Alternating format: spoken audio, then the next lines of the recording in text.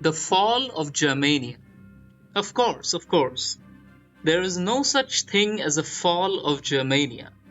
For the 1,000-year Reich, the empire that it has constructed, and the sphere of influence that goes from the North Pole all the way to Iran, is not falling anytime soon.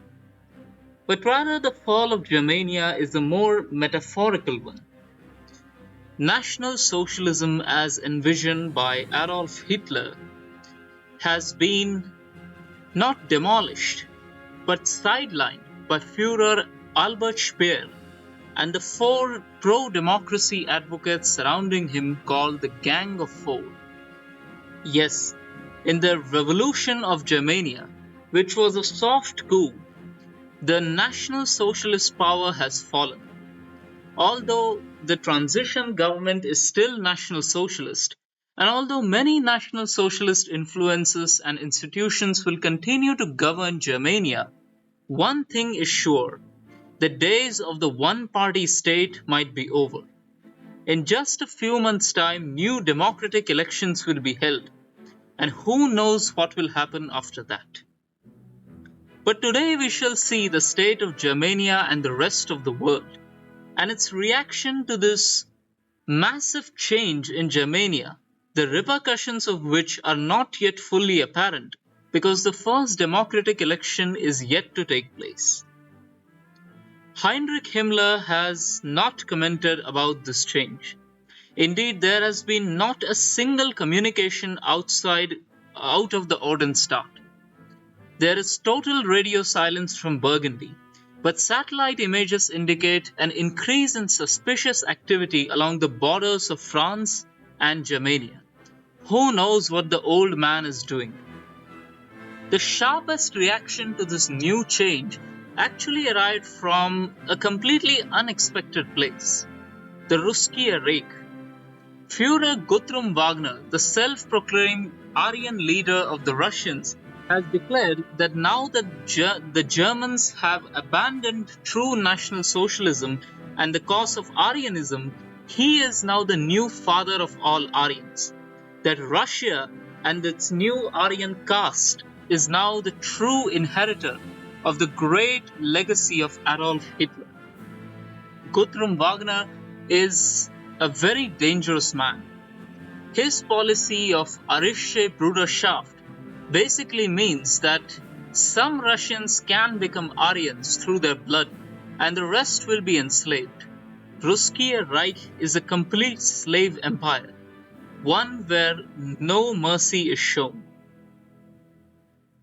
To the east, the Siberian national state under Konstantin Rodzaevsky has not commented much on this change in Germania.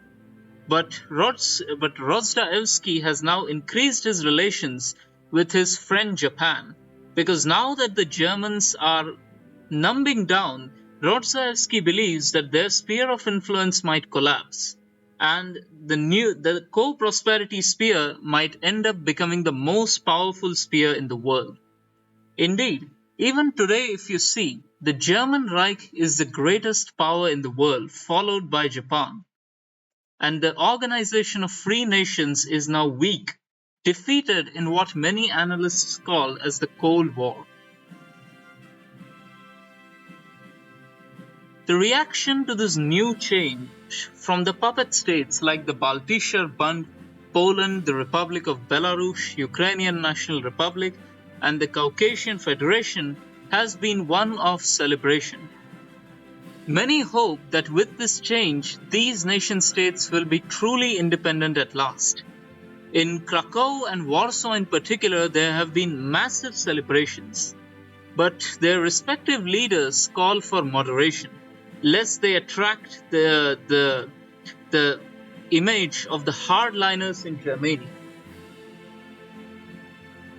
In the United Kingdom, this news has been met with much disapproval. Andrew Fountain, the leader of the British Fascist Party, is an avowed disciple of Adolf Hitler. He believes in a more modern and revolutionary future for the United Kingdom. He does not like the old money and conservative style of the old fascists. He believes that fascism should be inherently revolutionary, that it should not ally itself with the reactionary elements of the old order. Orders like the Christian Church or the monarchy. No. André Fontaine thus is quite displeased with this new change in Germania, not to mention that he also believes that such a change might destroy the very order of the Einheitspacht. In the Kingdom of France, this news has also been met with much celebrations. King Henry and Prime Minister Pierre Pujol, who is the successor of Pierre Gaxot, has declared a whole week of celebrations. It is believed that with this new change, France might finally be able to negotiate a joint invasion of Odenstadt Burgund with the more moderate new government of Germania, and together some territories of northeastern France can finally be liberated from Burgundian rule. In Falangist Spain and Falangist Portugal, this news has again faced no reaction. Caudillo Jaime Milans del Bosch has more pressing matters at hand.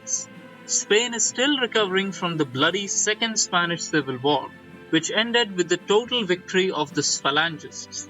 Indeed, Jaime Milans del Bosch is now busy building his own version of a perfect Phalangist utopian state, a reactionary Christian and yet revolutionary state, a state where God is dear and communism is crushed. The Il Duce of Italy, Antonio Valerio Borghese, has again met this news with mixed feelings. Italy believes that with the fall of the German order, its influence over the Balkans can now increase. The members of the Balkans who are members of the Einheitspacht might now begin to see Italy as a better option now that the Germans are moderating. But who really knows? Maybe the moderation of the National Socialist regime might actually end up making Germania stronger instead of weaker. Some people inside the Einheitspacht have reacted to this as harshly as the Führer of Russia. In Norway, Jonas Lai and the Germanske SS have reacted with bitterness. They believe that this new change will lead Germania and the Aryan race to doom. Jonas Lai has appealed to Führer Albert Speer to launch a counter-coup against the reformists. This sentiment is also shared by H.A. Sinclair de Roquemont, the leader of Rijkskommissariat Nederland, and also Knud Borge Martinsen, the Führer of Denmark. Some others who have shared this sentiment of keeping hardline rule intact via a counter-coup is also Ferenc Szalasi, the leader of the Hungarian workers' state, and Alexander Mach, the leader of the Slovak state. Ferenc Szalasi wants to create his own version of a fascist revolution in Hungary. He is a Hungarianist who wants to restore Greater Hungary.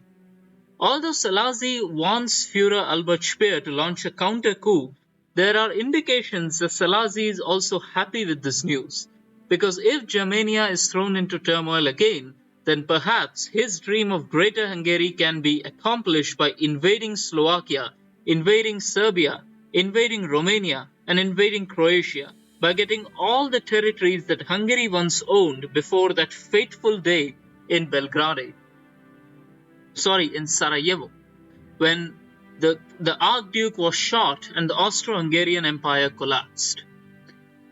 The news has been met with celebration in the Kingdom of Romania, which is a democracy in direct opposition to the Germans. Despite this, Romania is still a part of the Pact of Steel.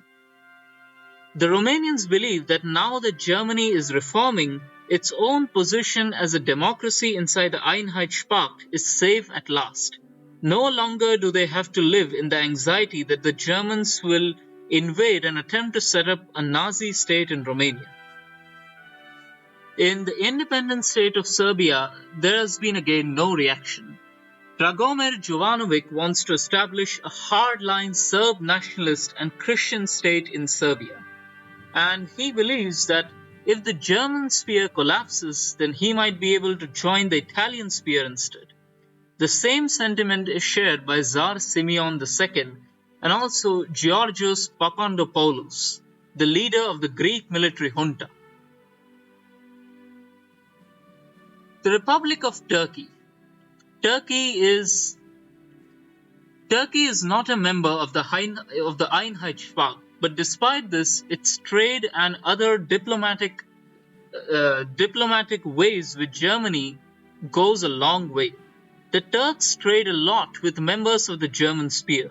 A lot of oil also comes from Baku straight into Turkey. Necip Fazil, the newly elected Islamic leader of Turkey, is currently focusing on trying to strengthen his own position against Kemalist military officers who might be trying to launch a coup against his government. Now we look at some of the nations of the Middle East. First is the United Arab Republic.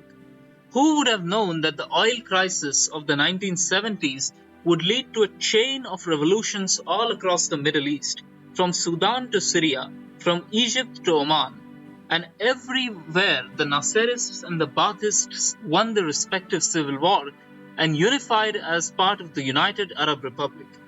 Despite not being a member of the German Pact, the United Arab Republic was supported by the Germans. All the Nasserist and Baathist revolutions of the oil crisis were completely supported by Germania. The United Arab Republic believes that now is the right time to finally come out of Germania's long shadow and assert itself as the dominant power of the Eastern Mediterranean. The imperial state of Japan, like Spain, is currently the imperial state of Iran, like Spain, is currently trying to recover from its own civil war. It is also nominally a part of the Einheitsstaat because the Germans helped the Shah of Iran in his civil war against the Islamists and the Communists. The same goes for the Turkestan Reclamation Government under Veli Kayum Khan, who has reunified all the lands of the Eastern Turks. Veli Kayum Khan believes in naturalized National Socialism. National Socialism, which is basically modified to serve the needs of a local region. In this case, it is combined with Islam and ancient Turkish warrior clan styles. The Kazakh Socialist Republic is also jubilant about the fall of National Socialism. The Kazakhs are one of the last remaining pure Marxist-Leninist states. Indeed, their official name is actually Union of Soviet Socialist Republics, because in Kazakhstan it is believed that the USSR never collapsed. It continues to exist in Kazakhstan. Meanwhile, the Ruskiy Reich and the Siberian National State are trying to negotiate between themselves for a peaceful means to unify Russia. But experts say that it cannot really happen. The Führer Guthrum Wagner is adamant that Konstantin Rodzaevsky is a puppet of the Japanese and that he is not a real Aryan.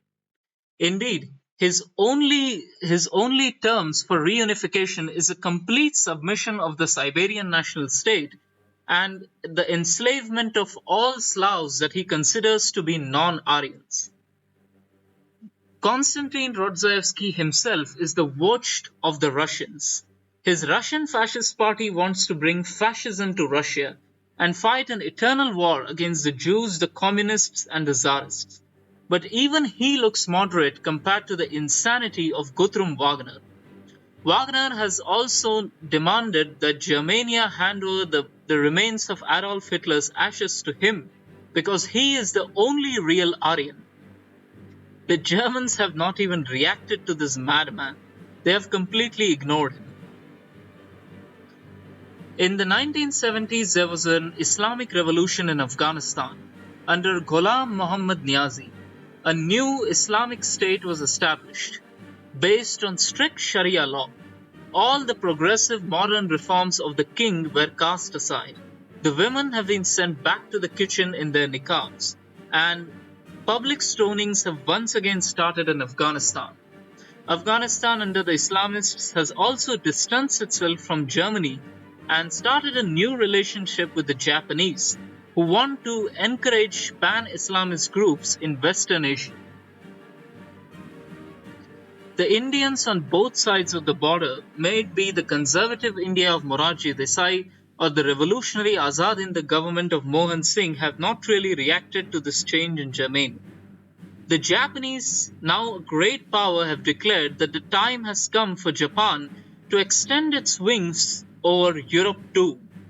Now that the Germans are weak, the masters of Asia can finally calve their tendrils deep into Europe, starting with Turkey, the United Arab Republic, and then Italy itself. Who knows what will happen? The current leader, Prime Minister of Japan, Takagi Sokichi, is a member of the Goken conservative Kaikakuha. The Kaikakuha believe that Japanese democracy is a unique thing that is subservient to the emperor but still represents the popular will of the people. They believe that the empire cannot be run with the will of the people, but rather with the consent of the people. They believe that democracy is constitutional protection rather than mob rule. In the state of Manchuria, after the death of Emperor Puyi, Sejima Ryuzo and his military clique took over. Manchuria now is a total colony of Japan, run by Manchu puppeteers and Japanese military officers. In the Republic of China, Gao Zongwu continues his silent attempt to make China powerful while being loyal to the Japanese. Gao believes that by increasing education, manufacturing, and quality of life, he can make China an integral part of the co-prosperity sphere and slowly replace Japan as the head of the Pan-Asian co-prosperity sphere. He has reacted to this news with much disapproval because Gao believes that the weakening of Germania will make Japan stronger and make his mission harder. Meanwhile, in Guangdong, Ibuka Masaharu took over. Masaharu was once a social Darwinist who believed that people are blessed with good genes or bad genes, and that the Japanese people are inherently superior. But after the riots of the 1970s, when he saw grown men being massacred by Japanese officers, he has become much more moderate, much more caring about the mainlander Chinese. He has shown no reaction to the situation in Germania because Guangdong is too small a state to react to world affairs like this.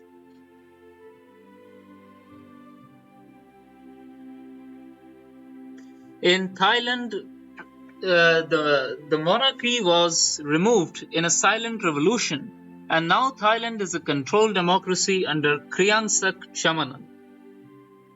These sorts of controlled democracies and military juntas can also be seen in the Kingdom of Kampuchea, which is nominally ruled by the King Norodom Sihanouk, but the real power is held by military junta under Lon Nol, who is again a member of the co-prosperity sphere. Phomi Sanoniken of the Kingdom of Laos is also a member of the co-prosperity sphere, and so is the Republic of Vietnam under Nguyen Khan. The Viet Minh continue to wreak havoc in the northern jungles of Vietnam. They are now led by Trong Chin after the death of Ho Chi Minh. Sukarno has reacted to this news with much jubilation, because he believes that now that the Germans are weak, the Japanese sphere will grow more influential in Europe, and more trade can be started with Indonesia through the Suez Canal. Sukarno has also established close relations with Gamal Abdel Nasser, the leader of the United Arab Republic. In the Philippines, the pro-Japanese Second Philippine Republic won the civil war. Philippines is now firmly in the Japanese sphere. In Australia, democracy died a soft death. In the 1970s, after the turbulent period of the 1960s in which successive governments came and went, Job Jelke Peterson, who was already the democratically elected prime minister, basically has now established an authoritarian one-party state. Australia is not a true dictatorship, but it is no longer a democracy, because Peterson openly admits to corruption and gerrymandering to win every single election. The Australian constitution has now been kicked barefoot. Australia is now a repressive nation inside the Organization of Free Nations, which is already quite a dwindling pact. The Americans have completely lost the Cold War. They have lost in Indonesia, they have lost in Africa, they have lost in the Middle East, and now the OFN is reduced to only America, Canada, Australia, New Zealand, Guyana, and nominally the French military alliance is also a part of the Organization of Free Nations. Indeed, Philippe Leclerc, the president of Free France, has met this new news with jubilation. He believes that now that the Germans have collapsed, his dream of reunifying France can finally become successful. Leclerc believes that the days of conquering France are gone. Maybe he can reach a new negotiated settlement with the Kingdom of France, with King Henry and Pierre Puget. But who knows what will happen? The defeated Cameroonian African state wants to take revenge for their defeat against Free France, but they have now been weakened. The days of Pan-Africanism are now over. The Republic of Algeria and the Kingdom of Morocco have reacted to this news with moderation. They have declared that they are happy to see democracy in Germany and that the more extreme aspects of National Socialism are gone. Now we come to America. Phyllis Schlafly, the first female president of America, the successor of Jackie Kennedy and after his death stormed Thurmond, Phyllis Schlafly is a paleoconservative. She believes in the old Jeffersonian ideal of an idyllic conservative federal America. By federal, she means an America which is not unitary but federal, an America where the states have their rights and the word of conservatism is law.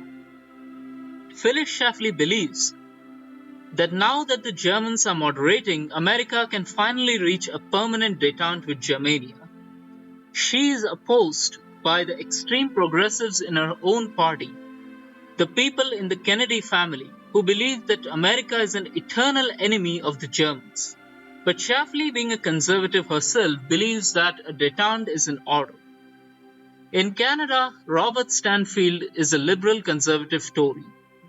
His relations with the United Kingdom and the British Fascist Party are extremely abysmal. Daily on the television, or almost daily, Andrew Fountain and Robert Stanfield exchange insults on live television against each other. The Canadians believe that they are the true United Kingdom. Although there is a rising sentiment among some Canadians that it is time to divorce and accept the reality that the United Kingdom is gone, that Canada is now Canada. Mexico remains an authoritarian democracy under Carlos Alberto Madrazo. The Central American states have reacted with jubilation or with moderation depending on whether they are authoritarian or whether they are some sort of revolutionaries. The Dominican Republic is busy with its own civil war under Joaquim Balaguer and Horacio Ornes. Fidel Castro, who has now declared himself the leader of the free world, he believes that now is the right time to start violent revolutions in Eastern Europe, to liberate the peoples of Eastern Europe from all the puppet governments that the Germans have established. One of the most harshest reactions for the fall of National Socialism, apart from Führer Guthrum Wagner of Russia, is given by the National Socialist League. Out of all the possible factions in the Colombian Civil War, who would have thought that the most radical of radicals, the National Socialists under Heriberto Schwartau Esquilsen, would reunify Colombia? Colombia was initially reunified by the fascists, but then the Second Colombian Civil War happened when the fascist coalition fell apart. A new civil war started between fascists, Catholic ultranationalists, and the National Socialists. In the next civil war, the National Socialists won. We will call this man HSE for easy's sake. HSE was the head of the German Abwehr front in Colombia. He considered himself the servant of Adolf Hitler in Colombia. HSE has declared that he has now divorced himself, that Germania has now divorced itself from National Socialism, and that he is now the true inheritor of National Socialism. But most greatest news is that HSE has now declared that he will establish a new alliance with the Russische Reich of Führer Guthrum Wagner. That true National Socialism can now be spearheaded by these two states. Another surprising member of this is the triad, Domingo Torotelli. This man literally came to power by promising free milk taps to everyone and a 15-minute workday. But instead of delivering on these promises, Torotelli established an authoritarian, esoteric National Socialist state in Uruguay. Now HSE, Torotelli, and Führer Guthrum Wagner aim to establish a new front, the true front of Aryans. Only heaven knows what this new true front of Aryans will do. Meanwhile, authoritarian Christian states like Manuel Arturo Odria in Peru and Roberto Viox, who wants to establish a military with a state in Chile, a state dominated by the military, a stratocratic revolutionary nationalist state. These states have again expressed disdain over the fall of National Socialism because they believe that Germany is now moving away from God. This despite the fact that the National Socialists themselves hate Christianity. The progressive leaders of Brazil and Venezuela and Bolivia have declared that this is a great news for the liberation of all the peoples in the world. That once Nazism is gone, new progressive values can finally take root across Europe, and the shadow of authoritarianism can finally be crossed aside. The Kingdom of Sweden, which until now had established a sort of détente with Nazism, has now finally come out and said that this new democratic experiment in Germany is a net good. But some others are not so kind. Paraguay, led by the Nazi Matsushito Villas-Boas, has now declared that Paraguay is the true home of Nazism. He has allied himself neither with the Germans and neither with the Russische Reich or the National Socialist League of Colombia. He has declared that Paraguay is now the home of true National Socialism. This is one of the funniest things about the fall of Nazism, that every mom and pop now wants their own version of Nazism, and everyone wants to be the true inheritor of Adolf Hitler. Again, Argentina is a liberal state. In Africa, we see certain interesting things. After the fall of Hans Hüttig's African Reichswehr, various African dictators from communists to nationalists have taken over. But some have reacted to this news of Germany with their own specific reactions. Otto Forschner, the leader of the African Abwehr Front, has reunified the Congo after the fall of Hans Hüttig. He has established a brutal German apartheid state across the Congo, a one-man dictatorship. He treats the natives like King Leopold treated them. Otto Forschner, however, harbors his own dark secret.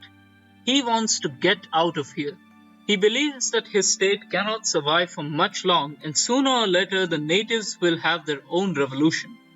Forschner, who had been exiled in Africa since the failed SS coup of Heinrich Himmler, believes that now is the time that he can finally safely return home and establish a small farm somewhere in East Prussia. It is believed that if he leaves, then the African Abwehr Front will collapse, and this time the Congo will not be reunified for 1,000 years. It will be completely fractured between regional dictators and strongmen. The Afrikaner Volksstaat has declared its support for this new revolution in Germania. The Afrikaner Volksstaat is an extreme apartheid state established after the total victory of the Boers in the South African Civil War, in which the OFN faced a crushing defeat at the hands of the Einheitspacht. Jaap Marais believes that if the Germans moderate a little, then the Nazi state can be more stable, and as a result, it can support South Africa better. At the same time, he has expressed caution. Caution because the moderation in Germany can lead to calls for moderation in South Africa. And if that happens, then the natives might start sparking another armed rebellion, something that he doesn't want. For he is hated by all of his neighbors, whether they be the left-wing governments of Namibia and Mozambique, or the relatively moderate Africanist governments of Botswana and Zimbabwe. Jaap Marais also believes that now that the German spear might fall apart, it is time to establish closer relations with more moderate African dictators, like Jonas Savimbi's nationalist dictatorship of Angola, or the state of Nyasaland, which is led by the only African fascist leader, Flax Katoba Musopolo, who wants to bring the words of Mussolini and Hitler to an Africanist context. Erhard Milch, Reichskommissar of Madagascar, has declared his support for Germania. Madagascar always had a shaky relationship with the Reich. Despite being a Reichskommissariat, Madagascar is more like a pseudo-independent German state, a state where the natives are treated as third-class citizens, a state which is quite independent from the Reich, and a state which actively collaborates with the Japanese. Indeed, Erhard Milch is now seriously considering openly joining the co-prosperity sphere once and for all. Who knows what will happen to the world after the fall of the German spear? But the greatest question is moderation such a bad thing? Will the German spear even fall? There are some people who believe that moderation and National Socialism might actually make Germania more powerful, that the German Reich will actually be more attractive to more moderate groups across the world, and the Pact of Iron, the Pact of Steel, the Einheitspacht might actually increase and slowly engulf parts of Africa, Asia. Maybe the Spanish and the Italians and the French will be more inclined to directly join in with the Reich. Maybe moderation would prove to be the final nail in the coffin for the free world. Who knows? But right now, the greatest hot topic of discussion is this: who will reunify Russia? And does it even matter? Because no matter what side of the border you are on, whether you are in Pakt Komision Rusland, Ruskiye Reich, or the Siberian national state, National Socialism and Fascism has firmly entrenched itself in Russia. And there will be no respite shown. The days of democracy or socialism are gone. Even if Germania moderates, even if the words of Hitler are forgotten in Western Europe, they will remain forever alive in other parts of the world, like Russia, or parts of Africa, or South America. The world has forever been stained with fascism, and that is the most bitter truth of this world. Salute.